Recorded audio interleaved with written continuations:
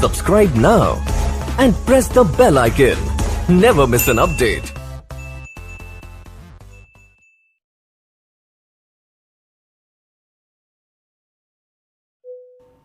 Hi guys, this video is about intragroup transactions on the statement of financial position.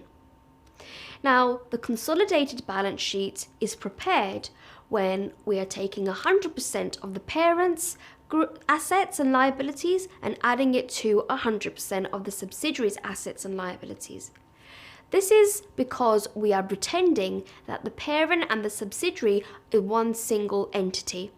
But in reality, there are two separate companies, so things can happen between the two. They can sell to one another or they can lend money to one another. But when you are consolidating, these intra-group transactions must be eliminated because the shareholders of the group must see how the group is performing as a whole. So any receivables or payable balances that the one owes the other must be eliminated. So when we're consolidating, we pretend that you cannot sell to yourself, nor can you lend money to yourself, or can you make a profit to yourself. However, the individual accounts will show these related balances, but upon consolidation, they must go away. The receivables figures on the balance sheet should only show the amounts due from external third-party companies to the groups, and the payables shown on the balance sheet must show amounts due to external third parties. You cannot show what the parent and the subsidiary owe one another. So with these intragroup transactions, we'll first of all talk about current accounts not agreeing. When the current accounts don't agree, then it could mean that we have to do a cash in transit adjustment or a contra adjustment. A cash in transit adjustment is needed when let's say, one company has paid the company some cash, but the receiving company has not yet received the cash. So let's say I'm the parent and you're the subsidiary. I tried to pay you some cash, but this cash was not received by you before the year end. It's floating in the year. The cash is in transit. But the cash that I've paid you belongs to the group, so we need to add it back when preparing the consolidated accounts. So what we do, I will add the cash back by debiting the bank balance. So you add it to the bank balance. So any money that I still owe you must be eliminated. And any money that you expect to receive from me must be eliminated as well, because we cannot owe each other money. So this is known as a cash in transit. Similar, you can have goods in transit as well, when the parent and the subsidiary are giving goods to one another. Another example of an intragroup balance would be a contra adjustment, where let's say I owe you, so therefore I have a payable and you have a receivable. You are not allowed to owe money to one another, so this must be eliminated by the means of a contra adjustment. The figure is taken away from payables and taken away from receivables as well. So that's how you deal with your current accounts not agreeing. How would you deal with any profits that you make when selling goods to one another? These two companies are separate companies. They're allowed to trade with one another. So if I'm the parent and you're the subsidiary, I can sell goods to you at a profit, or I can sell goods to another company at a profit. But because the relationship is between me and you is that of the parent and the sub, any profits that I make or you make when selling must be eliminated. This is known as an unrealized profit.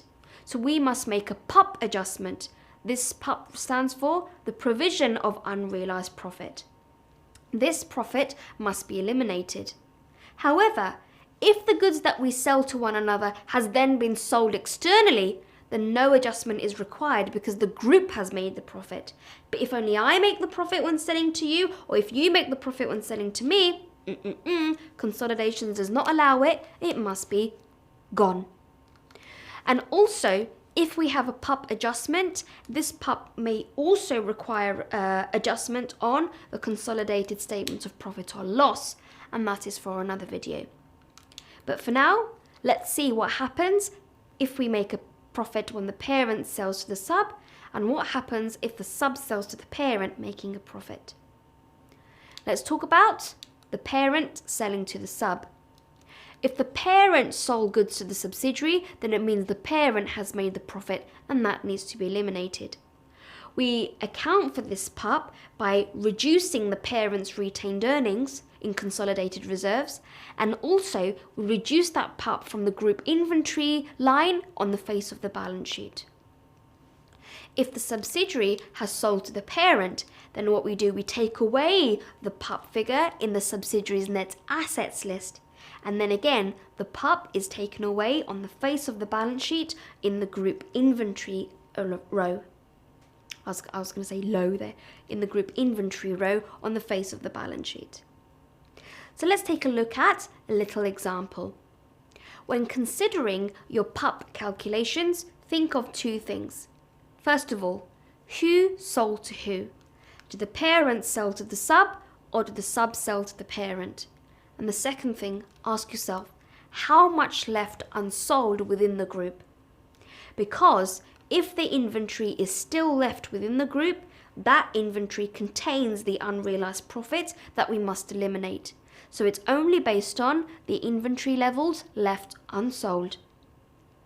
And then we have to use our profit margin and markup knowledge to then find what was the profit made when the goods were sold to the relevant company. Let's have a go.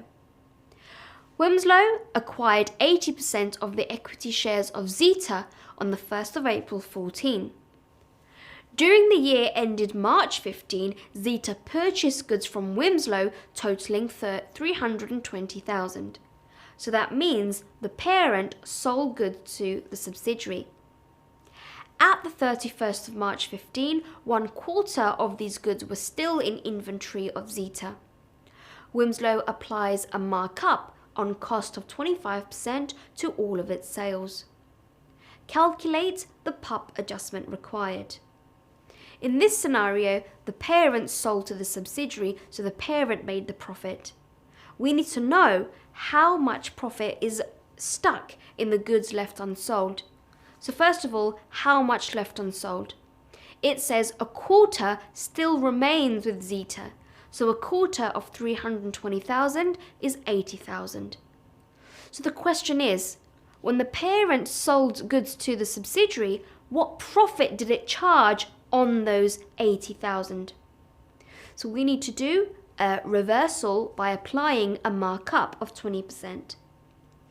If I sold to you for 80,000, that means I made a percentage of 125,000. Markup means cost is 100, profit is 25, selling price is 125.